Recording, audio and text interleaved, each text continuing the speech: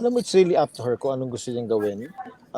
Hindi ko sinasabi sa kanya na dapat ito yung direction na pupuntahan mo, ito dapat mong gawin. It's really up to her.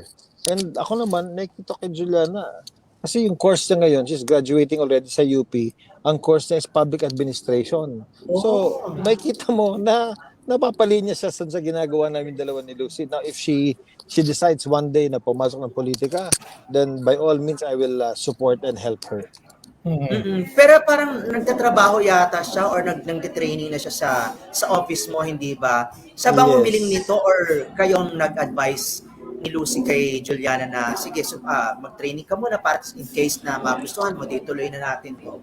O kasi ano to, bali part of her education, para siya nag-OJT, nagsimula to sa Ormoc City as nung mayor pa ako. So doon dumadaan siya, pinapakita ko sa kanya yung mga process na ginagawa namin as mayor, yung mga trabaho namin.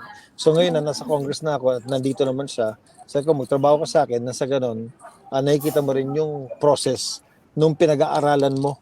Kung ano yung pinag-aaralan mo, ito yung sa inyo theoretical, ito yung practical side ng yung practical applications ng pinag-aaralan nila. Pero just in case na mapasok ka sa politika at sumaba ka sa politika itong si Juliana, napaka-fragile nung bata, napaka-bait, alam mo yung ano siya, yung conservative tipo na hindi ba, yung babasagin talaga, kakayanin niya ba ang pressure at issue ng mga sa politika na mas masahol pa kaysa sa showbiz? Alam mo yan. Alam mo, si Juliana is a combination of Richard and Lucy.